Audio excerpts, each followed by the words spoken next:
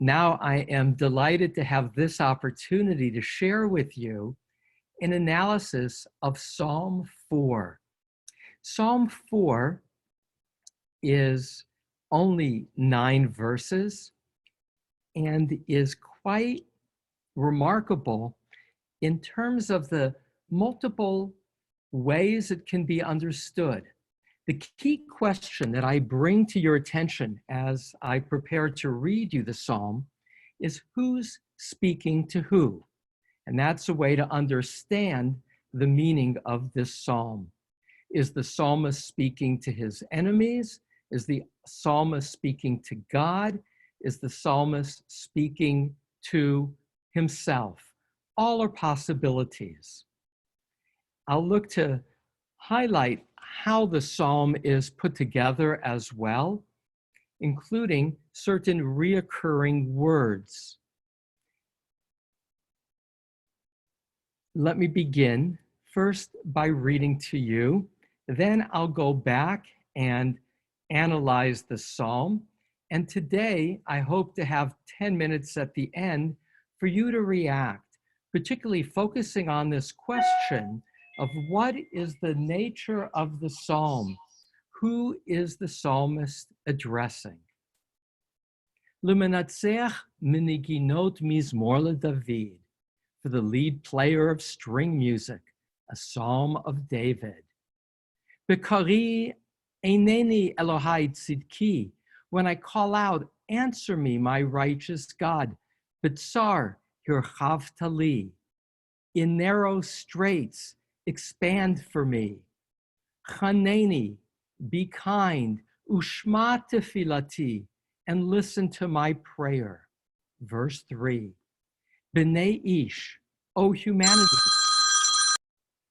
ad matai kavodi lima, for how long will my glory be mocked? Tehevun wreaked. You who love emptiness, tivakshu chazav sela, who seek out lies, sela.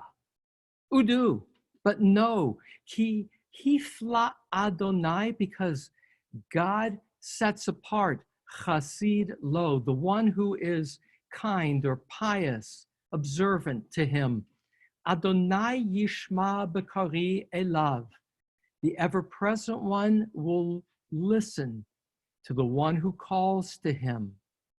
Rigzu va'al techata'u, tremble and do not sin. Imru bilvavchem, you shall say, this is in the plural, in your hearts, al mishkavchem, on your lying down, v'damu, and be still, Selah. Zavchu zivchei tzedek, offer sacrifices of righteousness, uvitchu el Adonai, and trust in Adonai, be secure in Adonai. Verse 7, Rabim omri, many say, mi yar'eni, who shall show me tov, good, nasa aleinu, be a banner to us, or lift up to us, or panecha Adonai, the light of your face, ever-present one.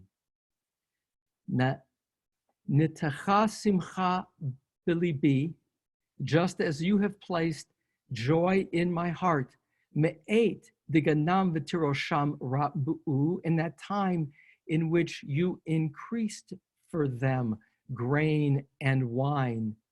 B'shalom yachdav, in peaceful unity, ashkava v'ishan, I will lay down and I will sleep. Ki ata Adonai levadad, because you ever-present one alone, levetach toshiveni, for security, for safety, you those who dwell. And so this is a psalm of anxiety. That part is clear, and seeking calm. You may recall Psalm 3, which we studied last Thursday. Psalm 3 began the same way. A minatzeach miniginot, for the lead player of string music, a psalm of David. Now, there are some commentaries that juxtapose this psalm with Psalm 3. You remember Psalm 3 is the low point of David's life. His own son, Absalom, is pursuing him as if to kill him, to supplant him. And so that is the opening Mizmor LeDavid, Psalm for David. As I noted, when it says Mizmor LeDavid, a psalm for David, it can either mean a psalm of David, meaning that he composed it, or a psalm for David, psalm in his honor. It's not clear. And as I also noted, psalms are not chronological. David's fleeing of Absalom is much later. One classical commentator, the one featured in the Art Scroll, and the Art Scroll provides kind of the classic commentaries, that of David Kimchi, who lived in France, 1160 to 1235, says that this psalm is an extension of Psalm 3, that it is David continuing to flee Absalom, and the enemies here are the troops of Absalom, who David is addressing. What is noteworthy in this psalm is that David is kind of gentle. In contrast to Psalm 2 and Psalm 3, where the enemies are really slammed, here in the back and forth, David is relatively gentle, as if, and this is again Kimchi's commentary, the Radak, these are former allies of David who he's trying to persuade to be more aligned with him. Another commentator that I enjoy, particularly for structural analysis, is Benjamin Siegel. And in his analysis, and he's a professor of Jewish studies, a rabbi in Jerusalem of the conservative movement, Benji Siegel says that this is simply a person addressing enemies, not necessarily David in this moment of Absalom. And he entitles this particular psalm, "And Still a Need for Reassurance." As I've studied this psalm, I gain a different feel, which I would entitle Realignment Before Sleep, as if David's audience is largely himself, not necessarily at the time of Absalom, at any point in his life. And so let's start again. And this time I'll take apart the psalm to give you a sense of some of the challenges of translation and interpretation. L'menatzeach miniginot. Here I translate as the lead player of string music. Literally, menatzeach in contemporary Hebrew is a conductor. And in contemporary Hebrew, a mangina is a melody. But Bible scholars understand that the melodies were achieved with string music. And the menatzeach usually is translated as the musician or the lead player. Bikari anani Elohai tzidki. Now we have the opening, which is the author of the psalm speaking to himself, words of some kind of anxiety. When I call out, answer me, my righteous God. Amidst narrow straits, you expanded me. Be gracious to me and hear my prayer. And so as it begins, there's anxiety. When I call out, answer me. And then there's a reference to a history that God has been there before for the psalmist. When he's felt in a rut or in danger, you expanded me. That too can be understood in two ways. One, it can be understood physically. When I was in a bind, you allowed me to have escape. physically. You allowed me to escape. But it can also be understood, which is how I lean to understanding this psalm, as emotionally. When I previously, in the past, have felt depressed, boxed in a rut, you allowed me to feel expanded, to feel open, to feel hopeful. And so in this moment, God, be gracious to me and hear my prayer. Verse 3, B'nai Ish, I translated as O humanity. Literally, it's children of man. And the rabbis in the classic commentary point out that a man is usually Adam, and Ish, the choice of man here, is somebody who's elevated. Rashi, the classic Bible commentator of France of the 11th century, says that David is addressing those troops that are chasing him and saying, you who are descendants of greatness, the children of Abraham and Isaac, those who were your forebears, remember who you are. So that's a possibility. B'nai Ish. But another way, let's continue with what he's saying to humanity. Ad matai kavodi lichlima, until what, or until when, how long will my glory be mocked? Now that may be how he feels, rather than literally addressing directly anyone else. And now he chastises them. Tehevun rik, you who love emptiness. Rik can also be vanity. Tivakshu chazav sela, who seek out lies. And so he's asking that in this moment, that his enemies not mock him, and then he mocks them. He mocks them by being lovers of reek, of vanity, of triviality, of emptiness. And this word chazav, who seek out lies, is a phrase that appears elsewhere. Nahar kozev, a river that peters out. I like that image of chazav.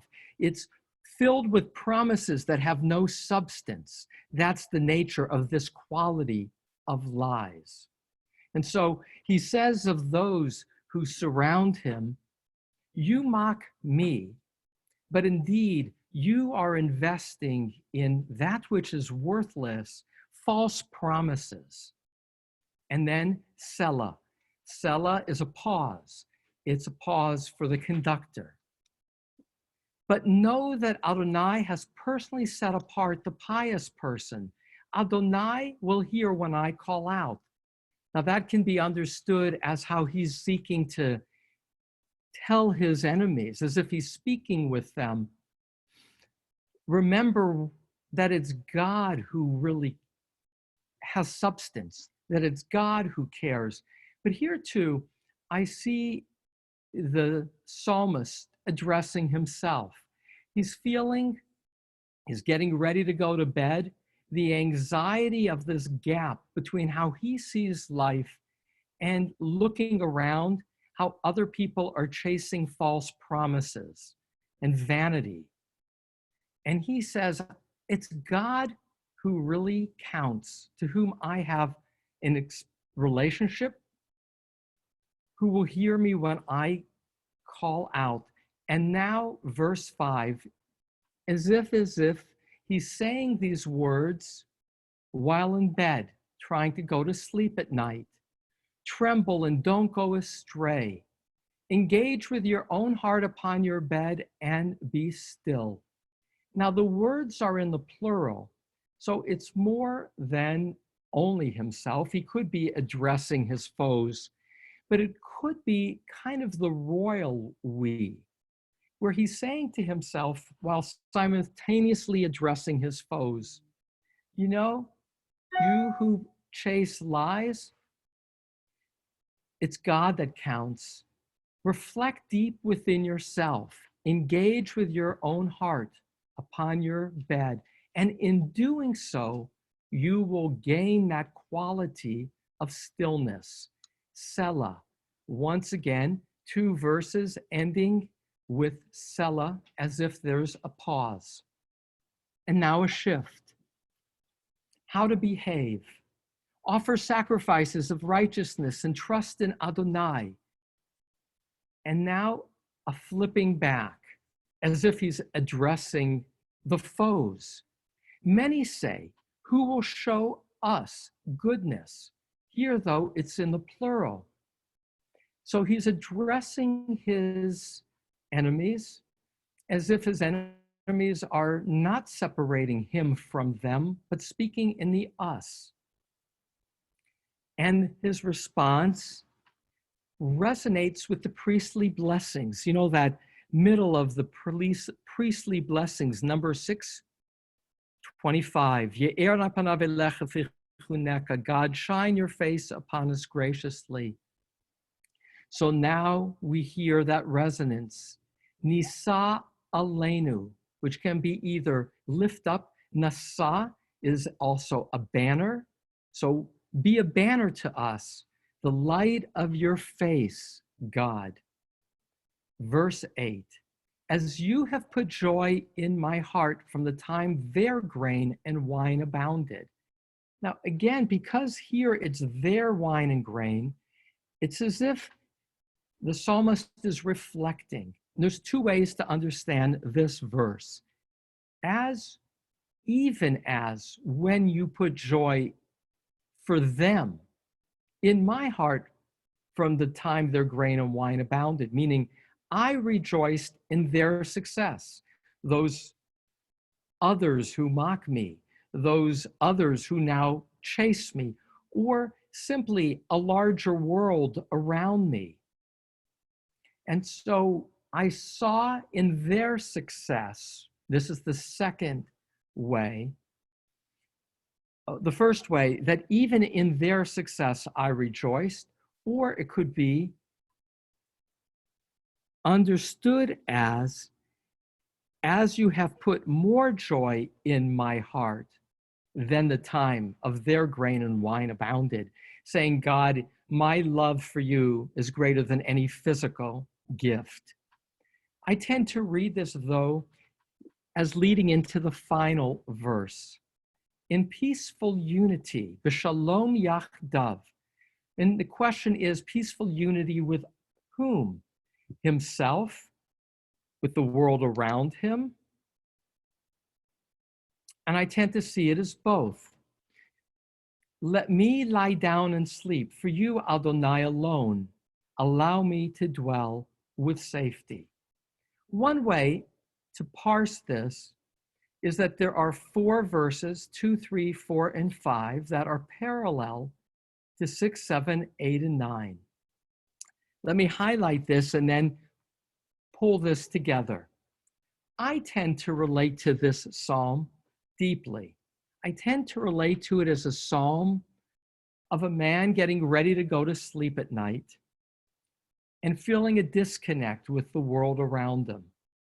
For the world that he experiences of faith in God, of knowing that higher values are what matter, is disconnected with how many others are living their life, pursuing vanity and false promises, the river that dries up.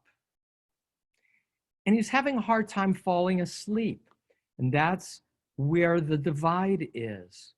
In verse 5 and verse 9, you have the return of seeking peace and stillness in sleep. It's as if there's this tension of anxiety and a need for reassurance. The reassurance that a offering to God in righteousness is heard and accepted, and therefore God and God's values, enduring values, right and wrong, will transcend a world of vanity. I find it very powerful to read this psalm with a going back between words to himself of reassurance that God, I'm anxious, but I know you listen. And then flipping to as if he's talking to others who will show us kindness, who will show us goodness, as if they're challenging him, as his feeling the challenge of those who are living life very different than he is. But knowing, as in verse 7, that God has this capacity to lift up light and show God's face. And so I read this psalm as a powerful realignment before sleep.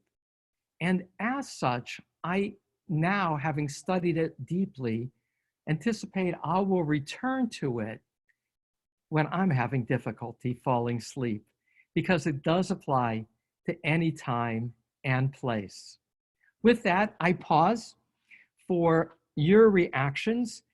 Having looked at this psalm more closely, what might you have found resonant for you in hearing it? Or what question might you have in the translation or in its structure?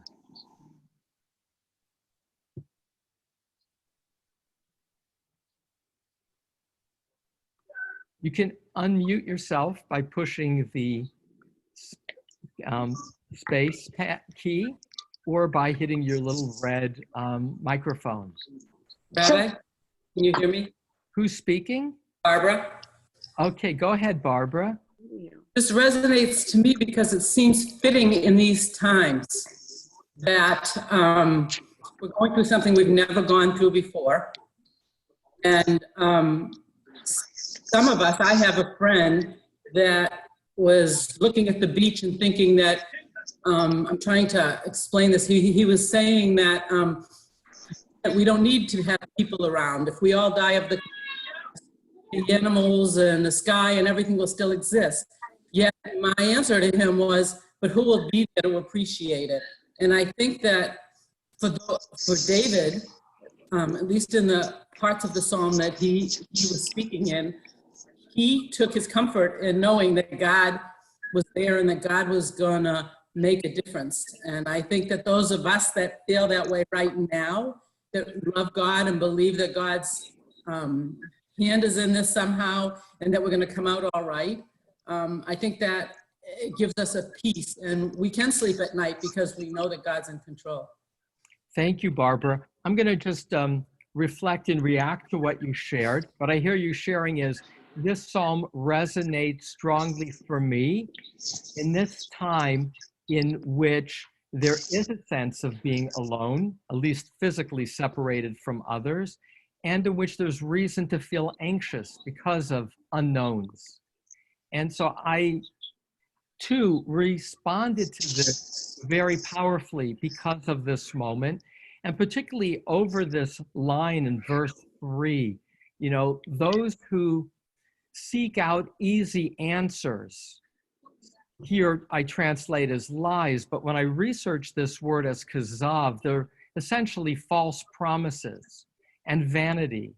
We live in a time in which there's uncertainty and in which some are too easily guided by false promises. And here's a wrestling for reassurance so as to be able to fall asleep at night. Who would add another comment and how this resonated for you? Mine, I think, Rabbi Jennifer. Okay, go ahead, Jennifer. You know what, I'm struck, I'm just learning Psalms. I'm taking this from the very beginning, and it never occurred to me how musical it was. I mean, I always saw for the conductor, and I had no idea. I thought that was another word for God, maybe, the conductor. Is there any, how were they sung? How were they presented? Does anyone know? So that's a good question, Jennifer. In that regard, when people would go up to the Temple Mount in later times, and again, King David is before the temple was built, but these psalms were sung the first temple being built by his son Solomon. But when sacrifices were brought up to the Temple Mount, there was an orchestra every day accompanying the Tamid offerings, the community offerings, in a sense that these psalms as poetry had music to accompany them. You know, we remember words better when they're put to music. And in antiquity, where there was challenges with, there was no printing press, having things in writing, an easier way to remember was to have things sung, and more, the music was a commentary on the meaning of words, and last, they amplified the emotion. So remarkably, the Psalms are organized to be set to music. And just listen to the cadences. Here, I'll read you verse 2, because I was struck in reading it out loud by this quality of cadence. Bikari, Aneni Elohai Tzidki, Bitsar Hirchavta Li, Chaneni Ushma Tefilati. So there's a musicality, a rhythm in the psalm that's another facet of its poetry. One last comment from somebody today, and then I'll pull it together. Alex Rubikoff. Oh, wonderful. Go ahead, Alex. Yeah, I interpret the psalm, psalms could be interpreted in all sorts of levels. So what the writer meant, what it meant to the community as it was being chanted in the service, and what it means to you, what it means to me in this moment. And I think this particular song addresses our present situation very specifically.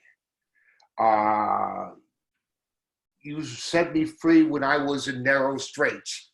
We're socially confined. We need God to thank God for setting us free, even though we are still in these narrow straits.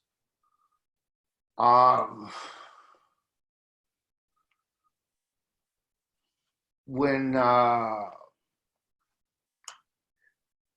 line 7, Rabbi Omrim B'Yareinu Tov, many say, from whom will we see good? And we're all looking on the news and every day trying to get who's going to give us some news we can trust? Who's going to give us something that, where will we see some good? And we're advised to commune with our own heart upon our own bed. And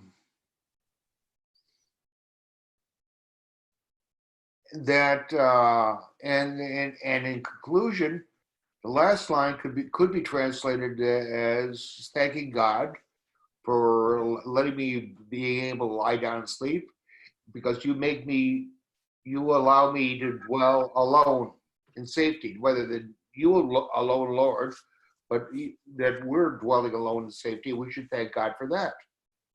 So I think there's, Let me pull that together, Alex. It's all well said. I want to repeat, emphasize, and pull this together, always keeping one eye on the clock.